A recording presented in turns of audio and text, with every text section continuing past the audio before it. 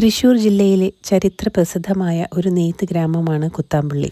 പൂർണ്ണമായും കൈത്തറിയിൽ നെയ്യുന്ന ഇവിടുത്തെ കേരള കസവു സാരികൾ, സെറ്റ് മുണ്ടുകൾ, ഡബിൾ ധോത്തികൾ എന്നിവ ലോകപ്രശസ്തമാണ്. ഇന്ന് ഈ ഗ്രാമത്തിലെ ഭൂരിഭാഗം വീടുകളും ഒരേ സമയം നെയ്ത്തുശാലകളും വസ്ത്രശാലകളുമാണ്. നെയ്ത്തുകാരിൽ നിന്നും നേരിട്ട് വിലക്കുറവിൽ വസ്ത്രങ്ങൾ വാങ്ങാമെന്നതിനാൽ ഒട്ടേറെ ആളുകൾ ഇവിടെ എത്തുന്നു. ഈ ഗ്രാമത്തിലെ മിക്ക വീടുകളിലും ചെന്ന് കയറുമ്പോൾ ആദ്യം കേൾക്കുക തറികളുടെ താളാത്മകമായ ശബ്ദമാണ്.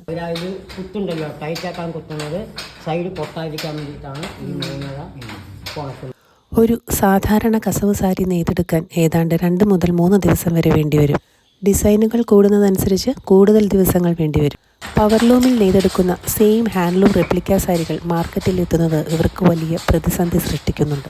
വലിയ അധ്വാനവും കുറഞ്ഞ വരുമാനവും കാരണം പുതിയ ജനറേഷൻ മറ്റു ജോലികൾ തിരയുന്നത് ഈ കലയുടെ ഭാവിക്ക് ഭീഷണിയാണ്. ഒരു കവി കവിത എഴുതുന്നത് പോലെയാണ് ഓരോ നെയ്ത്തുകാരനും ഈ ഡിസൈനുകൾ സാരിയിലേക്ക് നെയ്തു ചേർക്കുന്നത്. ആ അധ്വാനത്തിൻ്റെ കഥയാണ് ഓരോ സാരിയുടെയും തിളക്കം.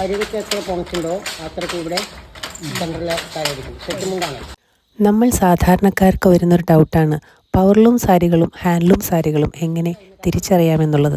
മൈദക്കഞ്ഞിയിലോ അരിക്കഞ്ഞിയിലോ മുക്കി ഉണക്കിയെടുക്കുന്നതിനാൽ യഥാർത്ഥ കൈത്തറി സാരികൾക്ക് കഞ്ഞിപ്പശയുടെ ഒരു പ്രത്യേക സുഗന്ധമുണ്ടായിരിക്കും. കൈത്തറി എന്ന് പറഞ്ഞാൽ നമ്മുടെ ഇത് കുത്തണ പാടുണ്ടാവും, ഇതിലെ പവർലൂമിലെ കാണില്ല. ഇതാണ്ടോ ഇവിടെ കാണുന്നുണ്ടല്ലോ, ഒരു 4 പേരിൽ 5 പേരിൽ നെയ്ത് കഴിഞ്ഞാൽ അവർ ആ ഇതെടുത്ത് ഈ ടൈറ്റാക്കാൻ വേണ്ടി ഇങ്ങനെ കുത്തും. അതിന് സാധനമുണ്ട്, കുത്തിയിട്ടാണ് പടംവരം തിരിക്കുക. തിരിച്ച് പിന്നെ 4-5 പേരിൽ നെയ്ത് കഴിഞ്ഞാൽ പിന്നെയും അതെടുത്ത് ഇങ്ങനെ ടൈറ്റിന് വേണ്ടി കുത്തുന്നതാണ്. പക്ഷെ പവർലൂമിലെ അവനൊരു ഇത്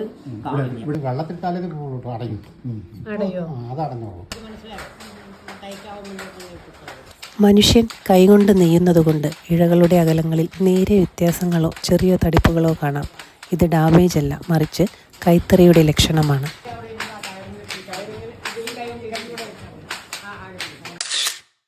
അപ്പോൾ ഈ ഓണത്തിന് പുണർദം സാരീസ് നിങ്ങൾക്കായി എത്തിക്കുന്നു കുത്താമ്പുള്ളി ഒറിജിനൽ ഹാൻഡ്ലൂം സാരീസ്. ട്രഡീഷനും എലഗൻസും ഒന്നിക്കുന്ന ഒരു ബ്യൂട്ടിഫുൾ ക്രിയേഷൻ.